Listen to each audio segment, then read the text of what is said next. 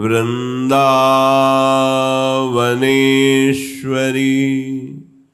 तवैव पदारविन्दम्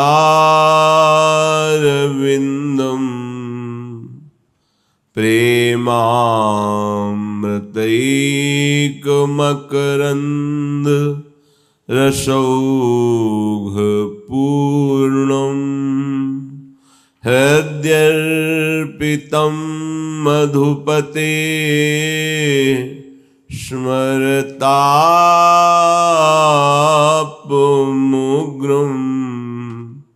निर्वापयत् परमशीतलमाश्रयामि निर्वापयत् परमशीतलमाश्रयामि।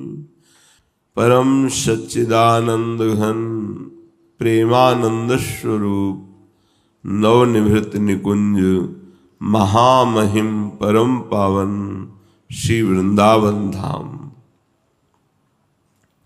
श्री वृंदावन धाम के लाडिले युगल चंद्र प्राणाराध्य श्री प्रिया प्रीतम जू और समस्त हित परिकर निज परिकर। हृदय चाहता है परम सुख और परम विश्राम, वो मिलता है प्रभु के चरणों के प्रेम से। मोक्ष में भी कुछ महापुरुष परम विश्राम मानते हैं, पर जिनको भगवत कृपा से प्रेम मार्ग मिला वो मोक्ष की भी चाह नहीं रखते हैं। श्रीपाद कह रहे हैं प्राप्ता शेषः प्राकृतो अपाकृतो वा भोगः प्राप्ता मुक्तयो वा समस्ताः प्राप्ता भक्ति वैष्णवी वा ततः किं क्वास्ते राधा दास्य सौख्यानिमापि।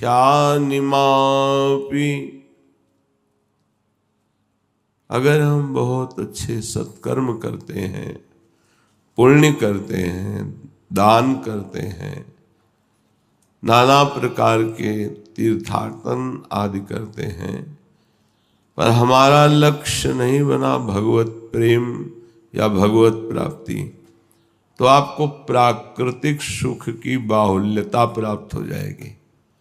क्योंकि शुभ कर्म ये लौकिक सुख प्रदान करने वाले हैं, लोक लोकांतर के। श्रीपाद कह रहे हैं प्राप्ता अशेषः प्राकृतो अप्राकृतो। माना कि आप ऐसे सत्कर्म किए हैं कि आपको प्राकृतिक भोग प्राप्त हो जाए या देवलोक आदि के अप्राकृतिक प्राप्त हो जाए, तो क्या तुम समझते हो इन भोगों की प्राप्ति से तुम्हारा जन्म मरण कट जाएगा, तुम्हारा दुख भय शोक मिट जाएगा? कहते नहीं मिटेगा। चाहे जितने प्राकृतिक अप्राकृतिक पदों को भोगों को स्वीकार कर लो, तुम्हारा ये भय नहीं नष्ट होगा, ये छीन न जाए इस बात का भय। कई तरह के भय, भोगों की प्राप्ति चाहे लोक की हो चाहे परलोक की, परिणामता उसका पतन ही होता है। आगे कह रहे हैं बहुत बढ़िया साधना की ज्ञान की तो मुक्तयो वा समस्ता, समस्त बंधनों से वो मुक्त हो गया, पर मुझे नहीं रुचता, क्योंकि उस मोक्ष सुख में प्रियालाल का लीला विलास नहीं, उनका दर्शन नहीं है। उनका धाम नहीं है, लय हो गया वो। हमें नहीं चाहिए ऐसा मोक्ष सुख। प्राप्ता भक्तिर वैष्णवीम, जो वैष्णव जन भक्ति करते हैं, मुझे उसकी भी चाह नहीं है। परेश भजनोन्मदा यदि सुखादया किम तथा। बड़े बड़े महापुरुष खूब भजन में लगे हैं, पर हमें क्या संबंध। श्रीपाद कह रहे हैं प्राप्ता भक्ति वैष्णवीम व ततः किम। मुझे वैष्णवी भक्ति से भी अब कोई संबंध नहीं रहा। क्वास्ते, यदि मिल जाए तो मुझे सुख नहीं मिलेगा। क्यों? क्योंकि मेरे सुख का स्वरूप हो गया है राधा दास सौख्या निमापी। श्री लाडली जी के चरणों का चिंतन और उन्हीं की सेवा सुख और उन्हीं का सुमिरन, बस। मुझे और कुछ प्राकृत अपराकृत सुख, मोक्ष सुख, वैष्णवी भक्ति, ये सब मुझे नहीं चाहिए। श्री वृंदावन में विराजमान लाडली जी से इतना प्यार कि कुछ भी नहीं चाहिए। बस लाडली जी की सेवा, लाडली जी के नाम का राधा राधा स्मरण, लाडली जी से अपनापन। वृंदावन से संबंध होने पर लाडली जी से बहुत प्यार हो जाता है। इसलिए मैं किसी लोकांतर में भी नहीं जाना चाहता, मोक्ष भी नहीं प्राप्त करना चाहता। अनित्येस्मिन् देहे बुध न दृष्टिम क्षण सुखे न मज्जानन्तार्तो बत युवति सखे कुविषये वपुष्यस्मिन् श्रोता प्रिय यशास हित्वा रुचिमये मनोराधा पादाब्ज निलय मेवा सुगमय। अगर बुद्धिमान हो तो हमारी बात को समझ जाओगे। श्रीपाद कह रहे हैं ये शरीर भी अनित्य है, कब मर जाए कुछ पता नहीं, कौन सा भयानक दुख रोग पैदा हो जाए कुछ पता नहीं। इससे भोगे जाने वाले भोग भी अनित्य हैं, नाशवान हैं, परिवर्तनशील हैं। अगर तुम बुद्धिमान हो तो इस शरीर और शरीर भोगों से अपना राग मिटा दो, यही जीवन का लाभ है। मत देखो इस शरीर की प्रीति को, मत देखो मन इंद्रियों के भोगों की प्रीति को, क्योंकि यही तुम्हारा घोर बंधन है। अनंत सुखदायक चाहे जितना बड़ा कुविषय हो, और हमें कोई सलाह दे कि एक सुख नहीं बहुत से सुख आपको मिलेंगे, तो मत देखना उधर, मत सुनना उधर कानों से। नहीं तो ये जो परमानंद प्रदान करने का समय मिला है ये नष्ट हो जाएगा। बहुत सावधानी की बात कहते हैं। ये शरीर अनित्य है, नाशवान है, मरने वाला है। इस शरीर से जो भोग भोगे जाते हैं वो भ्रमात्मक हैं, दुख देने वाले हैं, बांधने वाले हैं। इसलिए हे उपासक,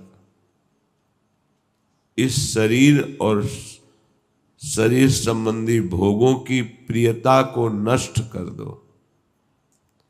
इतना बल है भजन में। आप भजन कीजिए तो ये सब अच्छे ही नहीं लगेंगे। यदि कुविषयी पुरुष जो गंदी बातों में लगे रहते हैं वो आपको सिखाएं कि हम सब सुविधा आपके भोगों की कई तरह की कर देंगे, तो ऐसी बात कानों से सुनना मत, आंखों से देखना मत, वाणी से बोलना मत, नहीं तो मार्ग में नहीं चल पाओगे। परमानंद देने वाला ये शरीर है। जब राग करोगे तो यही शरीर दुख देगा, और जब शरीर राग का त्याग करके कर्तव्य कर्म करते हुए भजन करोगे तो यही परमानंद प्रदान करने वाला बन जाएगा। इसलिए मन को शीघ्र से शीघ्र प्रियालाल के श्री चरणों में अर्पित कर दो, या वृंदावन में न्यस्तम, शरीर को छोड़ दो। शरीर छोड़ने का मतलब कोई शरीर नष्ट करना नहीं है। शरीर को यहीं स्थापित कर दिया, अब जो होगा लाडली जी जाने। हमें अपनी निष्ठा पे रहना है। जैसी ये निष्ठा गाई जा रही है ऐसी निष्ठा का उपासक लाडली लाल को प्राप्त होता है। गोस्वामी तुलसीदास जी कह रहे हैं, जो तुम त्यागो राम, हो तो नहीं त्यागो, परिहरि पाए अब काहि अनुरागो। हे प्रभु, मैं नीच हूं, अधम हूं, ऐसा जान करके आप त्याग दे, कभी हमें स्वीकार न करें तो भी मैं आपको कभी नहीं त्याग सकता। ये प्रेम की निष्ठा हर उपासक के हृदय में होनी चाहिए, नहीं डगमगा जाओगे। माया का झकोरा आएगा, दुख विपत्ति बिछ जाएंगी, आप घबरा जाओगे। आपके चरण कमलों को छोड़ करके कहाँ जाऊं? कोई ठौर हो तो बताओ। आपके समान जब कोई नहीं है तो आपसे बढ़कर कौन हो सकता है? तो आप भले हमें त्याग दें, अपना न माने, कोई कृपा न दिखाई दे, तो भी मैं आपके चरण कमल को कभी नहीं छोड़ सकता। ये बैठा लो हृदय में। कैसी भी परिस्थिति आ जाए, प्रभु भी प्रतिकूल लगने लगे, तो भी इस मार्ग का पथिक कमजोर नहीं होता, उत्साह पूर्वक आगे बढ़ता है। जो तुम त्यागो राम, हो तो नहीं त्यागो, परिहरि पाए काहि अनुरागो। सुखद सुप्रभु तुम सो जग माही, श्रवण नयन मन गोचर नाही। प्रभु, आपके समान इस संसार में हम जैसे अधमों को स्वीकार करने वाला कोई स्वामी नहीं है। क्योंकि संसार में कोई प्रीति करता है तो गुणों से करता है, गुणमानी संसार। कोई गुण देखा, रूप रंग प्रभाव, तो अपना मान लिया, लेकिन रूप रंग प्रभाव गुण कुछ भी नहीं है। कोई आदर का पात्र नहीं है, उसे प्रभु स्वीकार करते हैं। हे प्रभु, आपके समान कोई करुणामय नहीं है, सुख देने वाला नहीं है, सुंदर नहीं है। आज तक ना कानों से सुना है ऐसा, ना आंखों से देखा है, ना मन से मनन किया है। और प्रभु, अनुमान भी यही है कि आप जैसा करुणा स्वभाव, आप जैसा अधम उदाहरण, आप जैसा जो नीचों को भी गले लगावे, वो केवल आप ही है। ऐसी बात ना कानों से कहीं सुनी है, ना देखी है, ना मन में मनन हुआ है। प्रभु, आप जैसे तो सिर्फ आप ही हैं। हाँ, हो जड़ जीव ईश रघुराया,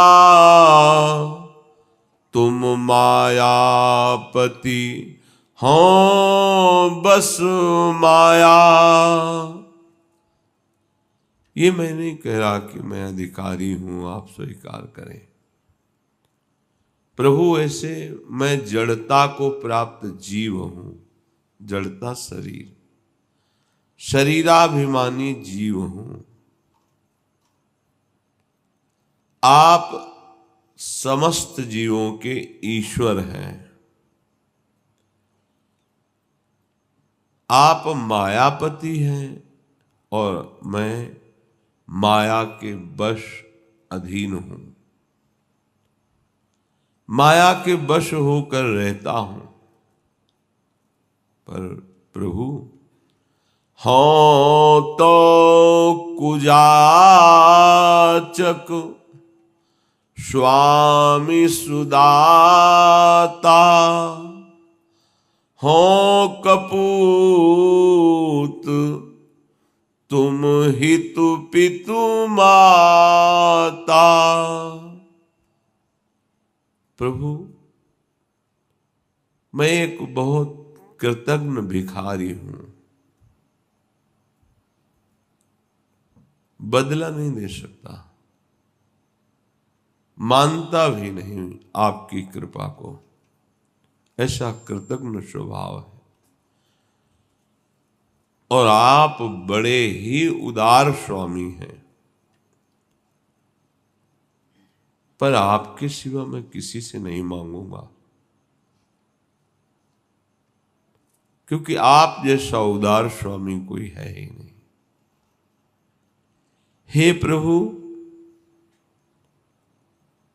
मुझे आप ये समझ लें कि आपके अच्छे पुत्रों में मैं नहीं हूं, मैं कुपुत्र हूं और आप मेरे अच्छे माता पिता हैं, उदार माता पिता हैं, परम पवित्र माता पिता हैं। बस प्रभु, आपके इस हित भरे स्वभाव को देख करके अब मैं निश्चिंत हो गया हूं। अब न मुझे पाप के फल भोगने का भय है और न पतन का भय है और न कल्याण की इच्छा है, क्योंकि जान गया हूं कि मैं कुपुत्र हूं, मैं नीच जड़ जीव हूं, मैं माया के वश हूं। पर आप महान ईश हैं, आप मायापति हैं। और कैसा भी कोई हो, आपकी शरण में आ जाए तो आपका स्वभाव है, उसका अहित अमंगल नहीं हो सकता। तो मुझे पता चल गया कि मेरा भरण पोषण मेरे प्रभु से हो रहा है। अब जो पे कहूं को बूझत बातो, तो तुलसी बिनु मोल बिकातो। यदि कोई कहीं भी मेरे से पूछता कि कैसे हो तुलसी, किसी ने नहीं पूछा। जब किसी महापुरुष की ऊंचाई का भगवान चयन करते हैं तो पग पग पर कष्ट के जाल बिछा देते हैं। एक कवल भोजन भी नहीं मिलता था गोस्वामी जी।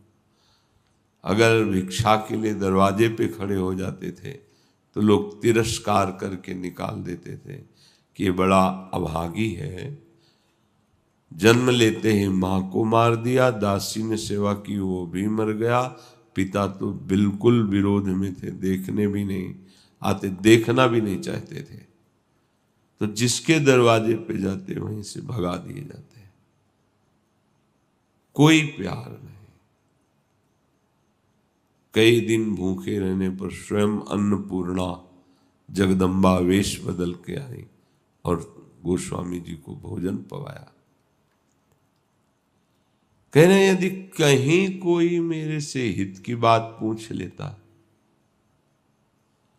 मैं तो बिना मोल बिक जाता उसको कि कोई मुझे प्यार करता है। कहीं नहीं। देखो, असली प्रेम का मतलब होता है जिससे हम प्रेम करते हैं, सिर्फ प्रेम करते हैं, कोई स्वार्थ का संबंध नहीं, कोई लेन देन वाला व्यापार नहीं। हृदय से जीवन समर्पित करके हम उनको प्रेम करते हैं। ऐसा कोई नहीं मिला। अगर हमें थोड़ा भी कोई प्यार देता तो मैं बिक जाता, क्योंकि प्रेमी हृदय था। परंतु अब मुझे पता चला कि सच्चा प्यार करने वाले सिर्फ आप हो प्रभु, इसलिए मुझे किस नीच को किसी ने नहीं रखा। तो अब आप रखो या न रखो, मैं आपको नहीं छोड़ सकता। यह है एकांतिक प्रेम, एकांतिक भक्ति, अपनी तरफ से पूर्ण समर्पण। तुम त्यागो सकते हो, त्याग सकते हो, महान हो, ईश्वर हो, पर हम आपको नहीं त्याग सकते। ये निष्ठा हृदय में धारण करनी। हर समय नाम जप राधा राधा राधा राधा। हे प्रभु, आप मुझसे उदासीन हो जाए, अरे कोई ठीक आदमी नहीं है, ऐसा आप देख सकते हैं। हमारे अवगुण, हमारी चंचलता, हमारी भक्ति शून्यता, तो आप उदास हो सकते हैं, उदासीन। पर प्रभु, मैं आपको बता दूं, मेरी आशा में कोई फर्क नहीं पड़ेगा, आपकी उदासी से कोई फर्क नहीं पड़ेगा।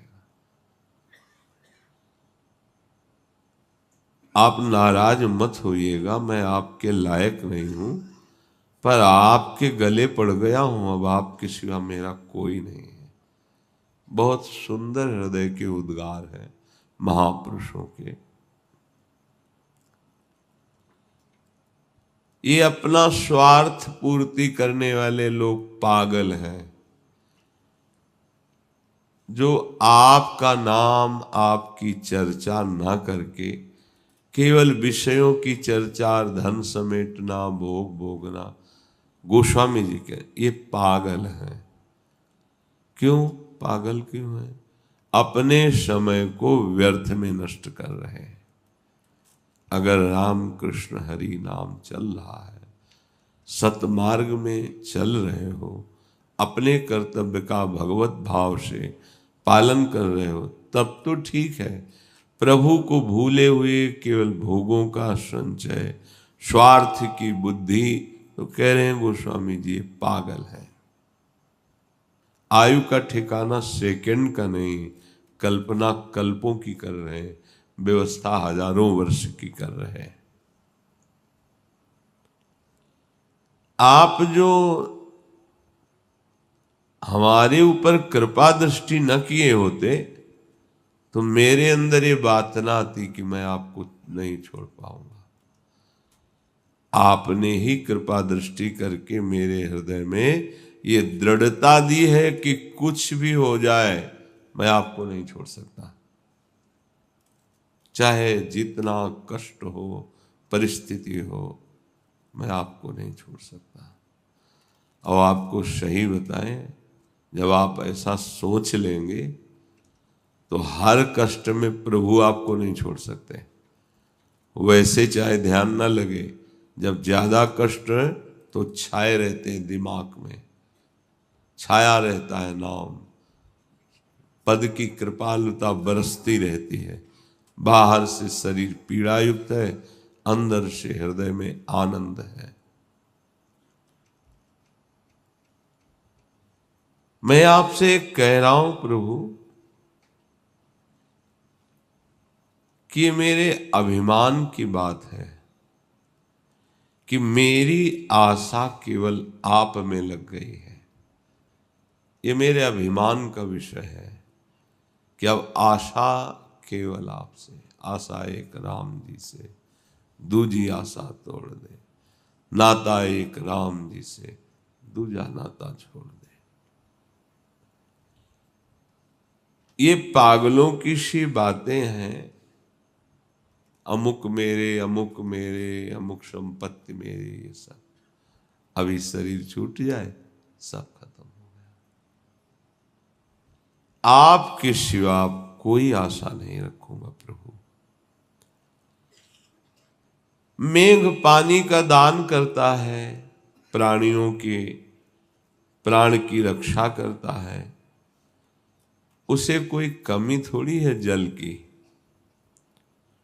पानी देकर जीवन की रक्षा करने वाले मेघ को किसी से कुछ चाहिए क्या? नहीं, स्वाभाविक वर्षा करता है, उसके बदले में कोई चाह नहीं रखता, सबको जीवन दान देता है। परंतु ऐसे उदार मेघ से क्या कोई प्यार करता है? हां, एक है जो प्यार करता है, जिसका नाम पपीहा है। वो पपीहा पी पी करके मेघ की सराहना करता रहता है। मेघ बरसे तो पी पी, मेघ ना बरसे तो, मेघ ओला बरसे तो या आग बरसे तो उसको इससे मतलब नहीं। वो केवल मेघ से प्यार करता है। जैसे सर्वमंगलकारी मेघ संपूर्ण प्राणियों को जल वृष्टि के द्वारा जीवन प्रदान करते हैं, उसी से सब अन्न आदि। पर कोई क्या मेघ से प्यार करता है क्या? बोले नहीं। तो मेघ से एक प्यार करता है, पपीहा। चाहे जैसी परिस्थिति हो, वो अपने मेघ की कृपा ही मानता है, दुलार ही मानता है, चाहे वो पाहन क्यों न बरसावे। अंग चोटिल हो रहे तो उसको मेघ के स्पर्श का सुख मिल रहा है। हे अटल प्रेम के नियम का निर्वाह करने वाले प्रभु, ये मेघ पपीहे को बिना ही किसी स्वार्थ के स्वाति का जल देता है, जीवन दान। इसमें उदारता मेघ की है और लगन पपीहा की है। परंतु मेघ की उदारता से ज्यादा सराहना उस पपीहा की है, चातक की है, जो केवल मेघ से प्रेम करता है और हर कष्ट सहता है। ठीक ऐसे ही भगवान तो सब पर कृपा की वर्षा कर रहे हैं मेघ की तरह, पर कोई पपीहा की तरह बड़ा भाग्यशाली भगवान से प्रेम करता है। भगवान उसमें दिव्यता लाते हैं तो बड़ाई भगत की होती है। बड़े कृपालु, छुप के बरसते हैं, कोई जान न पावे, करें करावें आप सब, जने बड़ाई दे। ऐसा आपका स्वभाव हमने देखा, गोस्वामी जी कह रहे हैं। पवित्र और पुष्ट करने वाले जल को मछली से लेश मात्र भी लाभ नहीं है। जल को मछली से कोई लाभ नहीं, कोई संबंध नहीं मानता जल।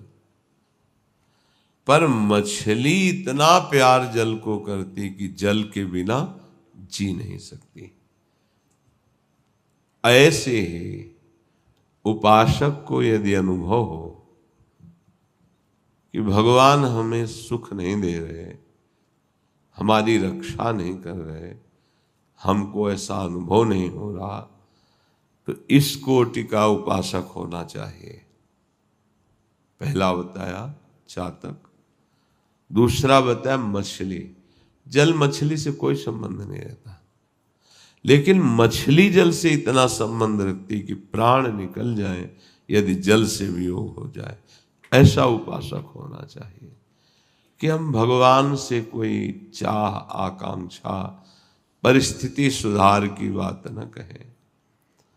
आप औरों से प्यार करो पर मैं आपसे प्यार करता हूं, आपका चिंतन छूटे तो प्राण त्याग दूंगा, मछली की भांति। ये बहुत ऊंची स्थिति है। जहां वो अपने प्राण बचाने के लिए जल में पहुंचने की चेष्टा करती है और नहीं पहुंच पाती है तो अपने प्राण विसर्जन कर देती है।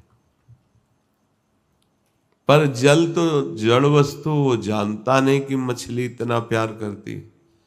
पर आप तो प्रभु जानते हैं, जो मछली की भांति आपसे प्यार करता है, भले इस जन्म में उसको ऐसा अनुभव नहीं हुआ कि मेरे को भगवत प्राप्ति हो गई, चल रहा है प्रभु की तरफ, तो उस जड़ जल से प्रीति करने वाली मछली वहां तक नहीं पहुंच पाई, प्राण निकल गए।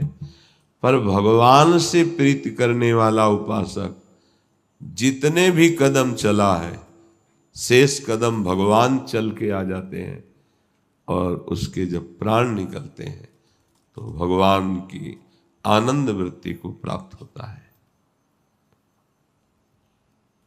प्रभु, मेरे से आपको कोई लाभ हो ऐसी संभावना ही नहीं, क्योंकि आप पूर्ण हैं, मेरी जरूरत आपको नहीं है। मेरे से आपको कोई सुख पहुंचे, आप सुख सिंधु हैं। मैं आपको कहीं रिझा पाऊं ऐसे एक भी गुण नहीं है। भी बहुत, ये भगवत प्राप्ति का सहज स्वरूप है। दृढ़ आश्रय, दृढ़ भरोसा। परंतु जब हमने ठान लिया है कि हम केवल आपका ही नाम जप करेंगे, आपके ही आश्रित हैं, तो मुझे लगता है अब आप रुक नहीं पाओगे। आपका स्वभाव ऐसा है, आप मेरी तरफ खींचे चले आओगे और मुझे गले लगाओगे पक्का। गोस्वामी जी कहते, मैं आपके स्वभाव को जानता हूं, आपकी बलैया लेता हूं आपके स्वभाव की। बड़ा सहारा मुझे मिल गया, बहुत सुंदर सहारा मिल गया है। कभी कभी खोटे सिक्के भी काम में आ जाते हैं, बड़ों के साथ खोटे सिक्के भी चल जाते हैं।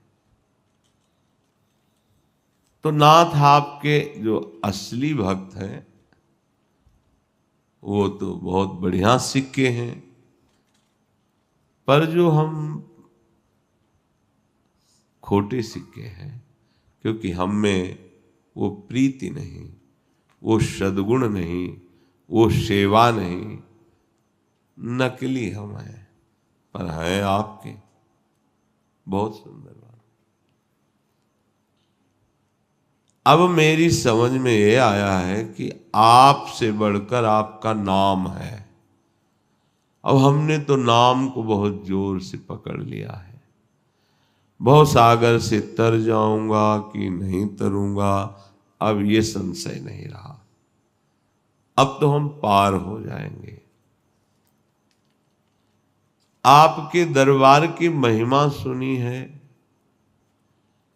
कि चाहे कोई कितना बड़ा तपस्वी भजनानंदी हो, चाहे कितना बुरे आचरण वाला हो, दोनों ने जब आपका आश्रय लिया तो आपके दरबार में समान सम्मान उसको प्राप्त हुआ, समान प्यार उसको प्राप्त हुआ।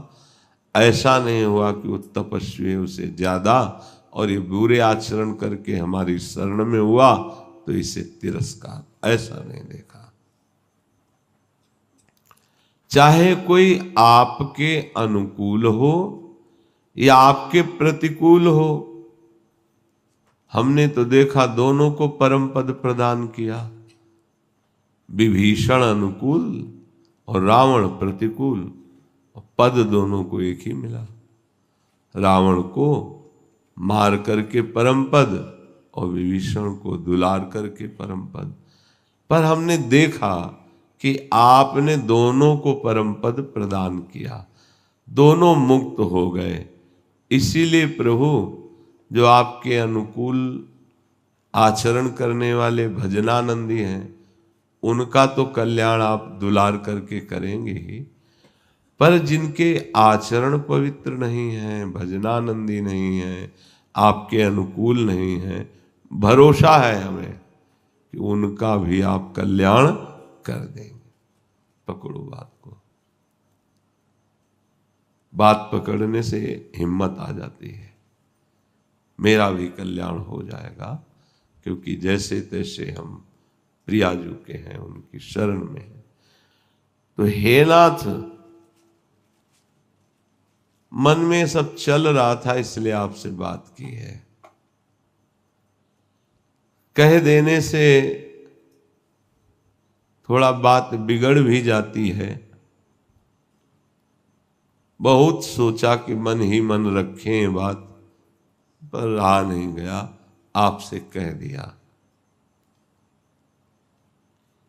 मन की मन ही में रखना अच्छा होता है, पर आप हमारे स्वामी हैं, हम आपसे छुपाव नहीं कर सकते।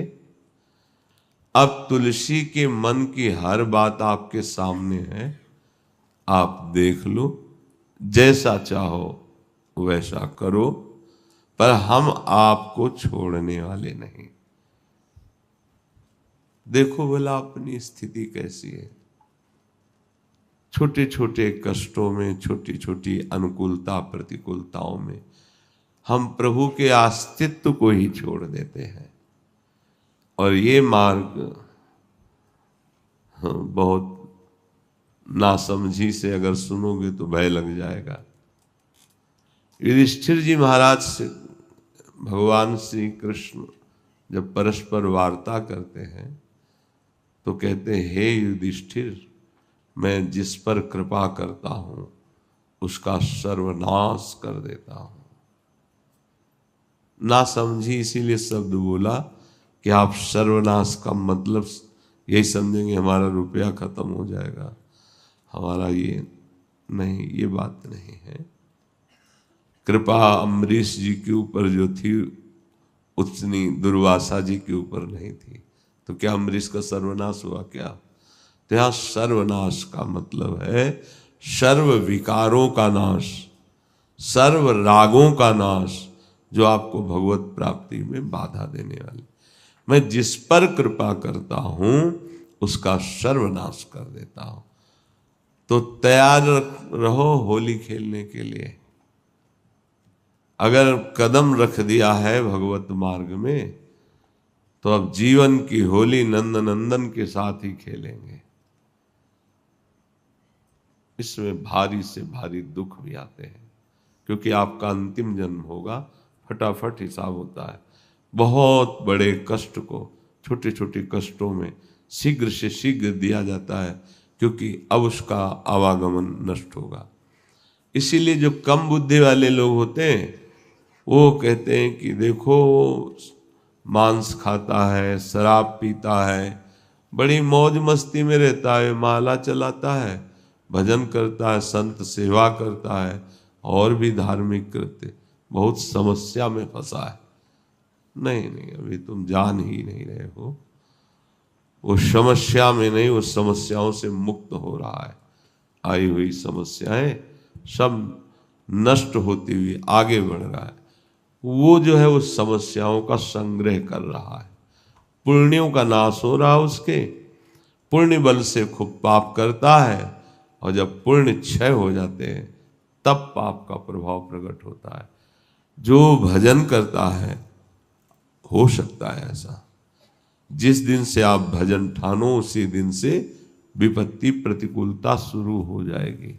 हो सकता है और ना भी हो, पर विधान है, हरि का ऐसा खेल है को विपरीतता देते हैं।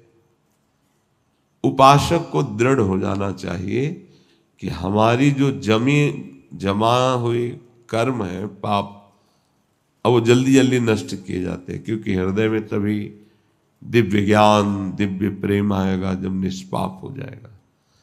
जहां भजन शुरू किया तो लोग तुमसे प्यार नहीं करेंगे। हमें संसार के बोलने पर नहीं देखना है। अधर्माचरण करने की चेष्टा करो, बहुत साथी मिल जाएंगे। अधर्माचरण त्याग करके भगवत प्राप्ति की बात करो तो बाधा वाली बातें करेंगे। संसार का ऐसा स्वरूप है। उपासक चार ये जयत खंभ हैं भगवत मार्ग के। धाम, अखंडवास, धाम का आश्रय लेकर बाहर धाम का चिंतन करना, नाम जप करना, ये दूसरा है। नाम जप की चर्चा में आपने सुना, श्वासों से, नाड़ी से, जैसे भी हो सके नाम जप करें। जीव सदा ही आनंदमय है, पर वो जब शरीर और भोगों को स्वीकार कर लेता है तब वो अतृप्त और जलता रहता है। कारण देखना, भगवान का आश्रय नहीं, भजन नहीं, तो माया सब कुछ होते हुए भी उसे अतृप्त रखती है, अशांत रखती है। ये पक्की बात समझ लो। ये एक दो की नहीं, हजारों से मिल चुके हैं। बचपन से बाबा जी हैं, बहुत बड़े बड़े धनी मानी मिले हैं। कीट पतंग से लेकर बड़े बड़े सम्राट तक सभी किसी न किसी अभाव का अनुभव दुख प्राप्त करते हैं। चाहे छोटा हो चाहे सम्राट पद में बैठ, वो भी अभावग्रस्त रहता है। कोई कितना बड़ा संसार का पदाधिकारी हो, संसार की संपत्ति का स्वामी हो, वो कभी भी अपनी उस संपत्ति और पद से तृप्त नहीं होता, संतुष्ट नहीं होता। उसके हृदय में कामनाएं इतनी बड़ी होती हैं कि वो जलता रहता है, वो कुछ और चाहता है। बड़े बड़े देवताओं की भी यही दशा है। अतृप्ति, अभाव की वेदना, चित्त की चंचलता, मन का अशांत, फिर अशांतस्य कुता सुखम। कहाँ सुख मिला? चाहे वो देवता हो, चाहे वो सम्राट हो, चाहे कोई गरीब आदमी हो, सबको जलन हो रही है। ये ईमानदारी से देख ले। ध्यान रखो, ये अतृप्ति तब तक नहीं मिट सकती जब तक तुम्हें जो वास्तविक प्राप्त करना है श्री भगवान, उनको प्राप्त नहीं कर लेते, तब तक किसी संपत्ति से, किसी पद से आपका हृदय चिंता रहित, शोक रहित, दुख रहित, भय रहित कभी नहीं हो सकता। जिसकी सत्ता स्फूर्ति होते ही सारे अभाव नष्ट हो जाते हैं, वो है भगवान। अब कछुनाथ न चाही मोरे। जो पूर्ण है, जो परमात्मा है, तो बुद्धिमान वही है कि जो अपने समय को ऐसे परमात्मा के चिंतन में लगा देता है, भजन में लगा देता है, वो एक रस भगवदानंद की प्राप्ति कर लेता है। इसके सिवा अन्य चाहे तुम कोई भी वैभव प्राप्त कर लो, जो तुम प्राप्त करोगे उसके आगे का अभाव, परिणाम में विनाश और लोक भय, असंतोष, ये बना ही रहेगा, कोई भी हो, कहीं का भी हो। तुम्हारे जीवन की यात्रा विनाश की तरफ चल रही है। ऐसी विनाशशील अपूर्ण वस्तुओं से तुम अपने जीवन को सुखी बनाना, शांत बनाना, पूर्ण काम बनाना चाहते हो, नहीं हो सकता। इसीलिए नित्य सब अतृप्त रहते हैं, अशांत रहते हैं, दुखी रहते हैं। जहां भोग मनमानी मिले तो क्षणिक सुख लगता है, फिर पश्चाताप, जलन, भय ये सताने लगता है। वो संसार की वस्तुओं को यह नहीं जानता कि हमारे समय को नष्ट करने वाली बड़ी सुखद लगती है। इच्छा अभाव रहित हृदय में बढ़ती रहती है। इतना होने पर भी कभी कभी किसी को जब सत्संग मिल जाता है तो भूल मिटने लगती है। ये भूल बहुत जोर की है। रावण को यही तो भूल थी कि जिधर देखो एक से एक सुभट बलवान अनुगामी थे उनके, देवांतक, नरांतक, मेघनाथ, कुंभकर्ण, ये सब अद्वितीय योद्धा। भूल मिट गई जब सर्वनाश हुआ। परिवार का बल, धन का बल, भोगों का संग्रह, बड़े होने का अभिमान, ये बहुत दुर्गति कराता है। कभी कभी किसी भाग्यशाली को सत्संग प्राप्त हो जाता है। तभी कहा गया है, संत समागम हरि कथा, तुलसी दुर्लभ दोए। ये दुर्लभ बात कभी कभी मिल जाती है। वो सत्संगी नहीं, कोई मित्र है तो बोले आओ आज चलते हैं वृंदावन, सत्संग सुनते हैं। वो उसके मित्रता के प्रभाव से आया। तो जे भी सत्संग सुना तो थोड़े समय में उसकी नीचता जाने लगती है। अगर वो सत्संग को प्रतिपल मनन करने लगे, आचरण में उतारने लगे, तो जैसे नचिकेता जी, प्रहलाद जी, इनको कोई भय या प्रलोभन परास्त नहीं कर पाया। जब नचिकेता जी किशोर अवस्था के ही थे तो उनके उत्सव के लिए उनके पिता ने कुछ गौएं ब्राह्मणों को दान की। वो गौएं ऐसी बहुत क्षीण काय थी और अच्छी अच्छी गौएं अपने लिए गौशाला में रखे थे। तो सब ब्राह्मणों के सामने नचिकेता ने कहा, पिताजी इसे उत्तम दान नहीं कहते, आपने अपने लिए तो बहुत दुग्ध वाली और स्वस्थ गौएं रख ली, और ब्राह्मणों को आप ऐसी गौएं दान करते हो जो दूध देने में समर्थ नहीं, जो गर्भ धारण करने में समर्थ नहीं, शरीर कृश है।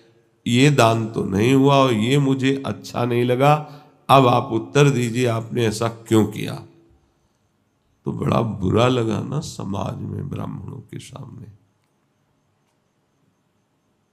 तो उन्होंने कहा कि हम तुम्हारे प्रेम में बंध करके, पुत्र प्रेम में बंध कर ऐसा किया है। तो गौएं हमारे लिए की है, तो हमारा जीवन किसके लिए? तो उनको गुस्सा आया, उनका यमराज के लिए है।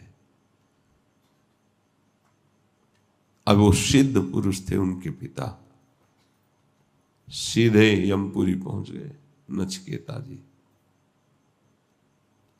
यमपुरी में गए तो निरपराध थे ना, तो इनका सम्मान यम की पत्नी ने अतिथि भाव से किया और कहा इस समय यम यहाँ उपस्थित नहीं है, ब्रह्मलोक गए हैं, जब आ जाएंगे तब आप संभाषण करना। कुछ समय में भगवान यम पधारे, देखा तेजस्वी ब्रह्मचर्य से युक्त और ब्रह्म ऋषि, आदर सत्कार किया। नचिकेता ने भी प्रणाम नमस्कार किया। तो उनका तुम किसी दंड के द्वारा तो यहां लाए नहीं गए हो, पिता के शाप से तुम यहां उपस्थित हुए हो। मैं जानता हूं तुम निरपराध हो और सत्य हो, इसलिए मैं तुम्हारा आतिथ्य सत्कार करता हूं। तुम्हें जो चाहिए वो मांग लो, मैं वो सब प्रदान कर दूंगा। नचिकेता जी शांत बैठे रहे। तो उनका मैं तुम्हें भूमंडल का चक्रवर्ती सम्राट बनाता हूं, बहुत सी सुंदरी स्त्रियां तुम्हारी सेवा में रहेंगी, सारे रत्न वैभव तुम्हारे होंगे, पूरी प्रजा तुम्हारे अधीन होगी, तुम स्वीकार कर लो। तो उनका भगवान हमने सुना है कि आपको भागवत धर्म का ज्ञान है और अध्यात्म विद्या का भी ज्ञान है, तो मुझे अध्यात्म विद्या चाहिए। वह नहीं, जो हमने कहा ये सम्राट पद, ये सुख सुविधा स्वीकार कर लो और जाओ। तो उनका भगवान जब आप देना ही चाहते हैं तो मुझे अध्यात्म विद्या दीजिए, भागवत धर्म दीजिए, ये नहीं। तो उन्होंने कहा मैं देवराजेंद्र का पद और उनके समान भोग वैभव और जैसा उनका शासन चलता है ऐसा ही तुम्हारा शासन चलेगा। मैं तुम्हें देवराज इंद्र पद, त्रिभुवन का पद प्रदान करता हूं। तुम अध्यात्म विद्या के विषय में मत जानो, तुम ये स्वीकार करो और भोगो। अब तो और जिज्ञासा बढ़ गई। बोले भगवान मुझे देवराज इंद्र पद नहीं चाहिए, मुझे कोई भोग नहीं चाहिए, मुझे ज्ञान प्रदान करें कि मेरा स्वरूप क्या है, उसका कैसे बोध होता है, आत्मज्ञान। कई प्रलोभन दिए। जब देखा नचिकेता जी ने कुछ स्वीकार नहीं किया, तब उन्होंने कहा तुम सच्चे अधिकारी हो ब्रह्म विद्या के, अब कुछ ही दिनों में तुम ब्रह्म विद्या के पारंगत अनुभवी महापुरुष हो जाओगे। तब नचिकेता को प्राप्त हुआ। देखो, लोक सुखों की, भोग सुखों की अगर वृत्ति लालसा युक्त है तो ना तो शुद्ध ज्ञान होता, ज्ञान की बातें होती, बोध नहीं होता। परमार्थ की बातें होती, परमार्थ में चलना नहीं होता। ऐसे ही प्रहलाद जी महाराज, गोद में दुलार कर रहा है हिरण्याकश्यप, क्या बच्चा तुम्हें प्रिय लगता है? उन्होंने कहा पिताश्री मुझे भगवान श्री हरि प्रिय लगते हैं और 9 प्रकार की भक्ति से उनका जो सेवन किया जाता है वो बहुत प्रिय लगता है। पटक दिया उठा के और आदेश कर दिया इन किन प्रकार इसका वध कर दिया जाए। हर उपाय किए गए, ना प्रहलाद जी डरे न भक्ति छोड़ी, तो भगवान साक्षात नरसिंह के रूप में प्रहलाद जी को हृदय से लगाते हैं, दुलार करते हैं। जगत के समस्त प्राणी जब भगवती मार्ग में चलते हैं, भगवत मार्ग में बहुत ध्यान देने होगा, तो उससे दो प्रकार के बाधाएं आती है। एक तो अगर कमजोर देखा गया तो भारी विषयों का प्रलोभन, उसकी मांग से ज्यादा, अब वो उन विषयों को देखकर उनका स्वामी बन करके उन्हीं के भोगने में लग जाता है, मार्ग छूट जाता है। यदि बहुत हिम्मती कमर कस के चल रहा है तो प्रतिकूलता दे दी जाती है। ये मिलेंगे इस मार्ग में। भगवत मार्ग में जो फेंट बांधी जाती है वो मृत्यु की बांधी जाती है। इस खेल में उतरने का मतलब है मैं आज से अपनी मृत्यु को स्वीकार करता हूं, कितना भी कोई कष्ट हो भगवान का भजन नहीं छोड़ूंगा, भगवत मार्ग नहीं छोड़ूंगा, चाहे कदम कदम पे मिटा दिया जाऊं, ऐसा दृढ़ निश्चय ही चाहिए। ऐसा भक्त तो प्रलोभनों में तो गिरता ही नहीं है, लेकिन विपत्तियां, विपरीतता, कदम कदम पर दुख, ये पक्का समझ लेना, पक्का। और अगर श्री कृष्ण से प्यार किया, अब मुझे श्री कृष्ण ही चाहिए। मन, बुद्धि, तन, परिवार, प्यार करने वाले सब प्रतिकूल हो जाएंगे। तो ये अकृपा थोड़ी हो रही, इसी का नाम कृपा है, क्योंकि सबका संबंध छूटकर एकमात्र प्रभु से। घबराना नहीं कि अब तो हमें बैलेंस बना के चलना है, ऐसी भक्ति करनी जिसमें ये सब ना आवे। नहीं, अपार सुख भी रहता है, ये बाहरी बातें रहती हैं, आंतरिक ऐसा सुख मिलता है। अब हम कैसे, वो शब्द नहीं है कि कष्ट, विपरीतता, ये प्रभु से अधिक प्यार दिलाने वाली है। ये हमने देखा है। कच्चे घड़े हो तो फूट जाओगे, अगर पक्की निष्ठा है तो रस भर जाएगा।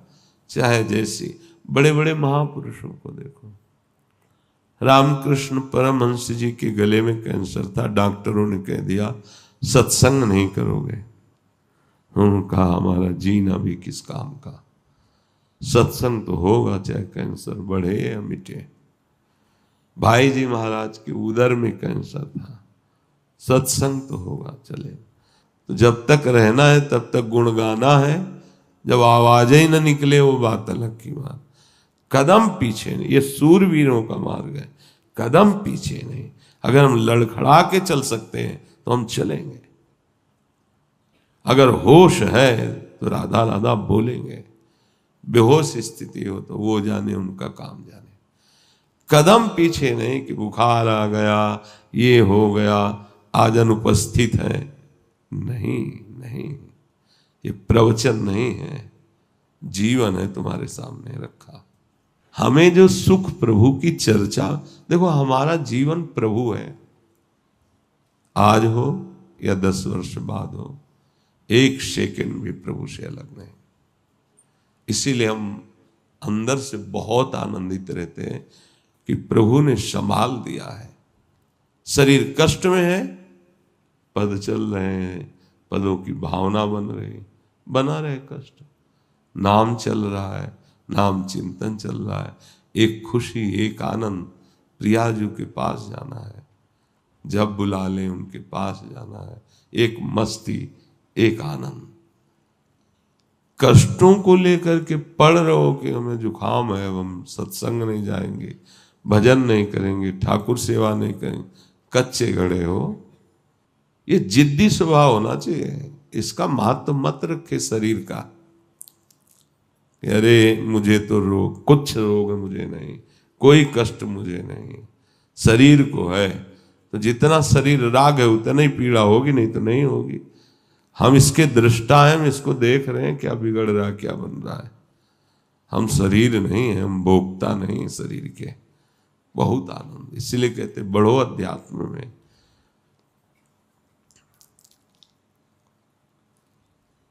तो कोई बिरला हजारों में एक ऐसा प्रयत्न करता है कि वो अपने मन को लक्ष्य में लगा दे।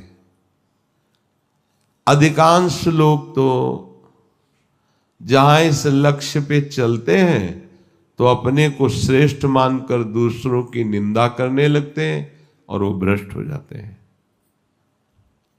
कुछ लोग ऐसे होते हैं दलबंद बना लेते हैं और दूसरे वैष्णवों का अपमान करने लगते हैं। ये ध्यान देने की बातें हैं। हम श्यामा श्याम के हैं, हम हितजू के हैं।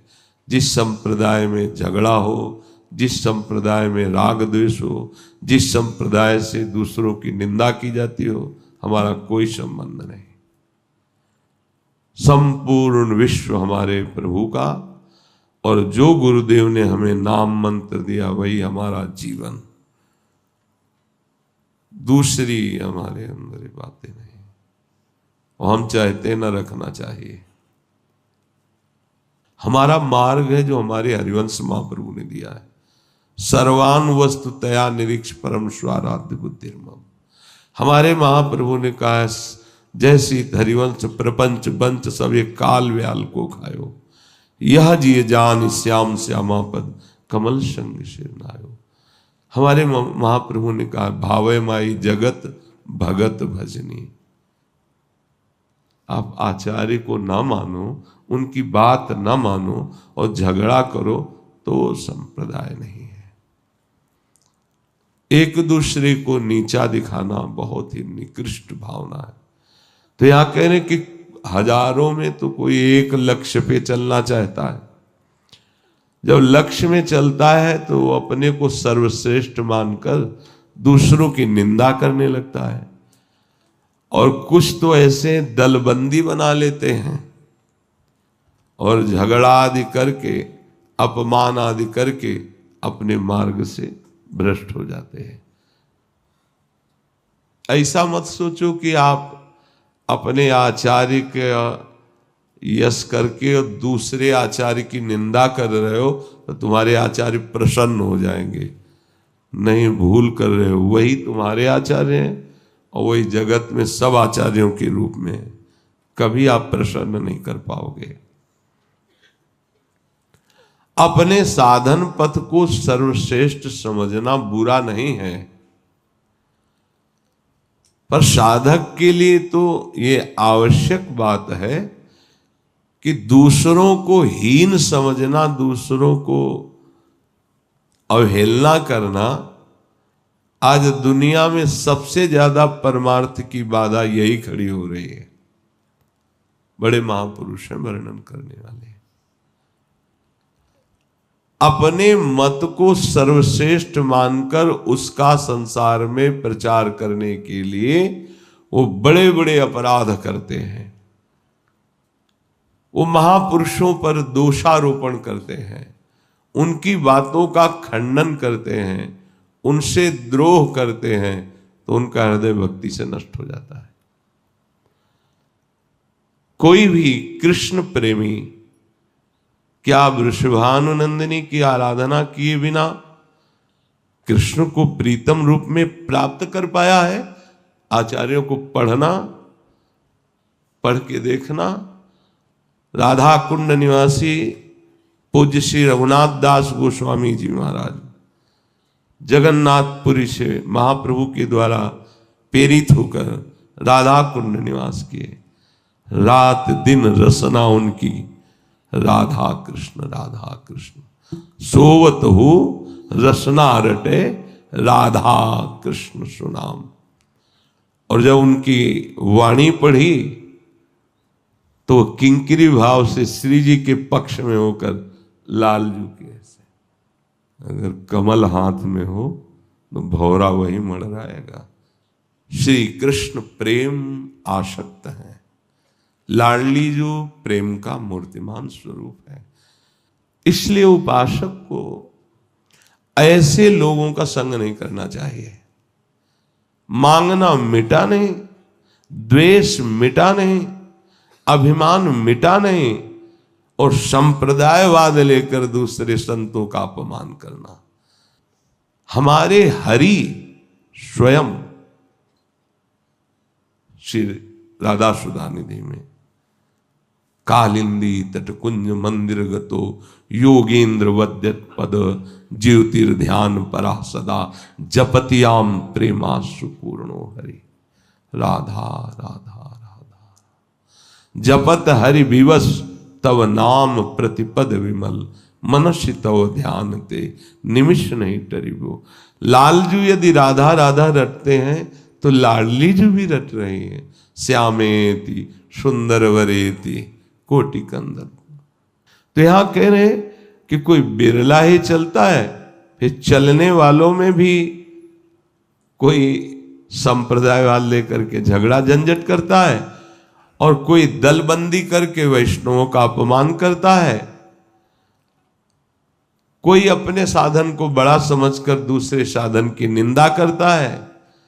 आज दुनिया में इतना पाखंड फैल रहा है, इतना मत मतांतर फैल रहा है, इतना विवाद फैल रहा है कि चैन से नाम जपने ही नहीं दिया जा रहा।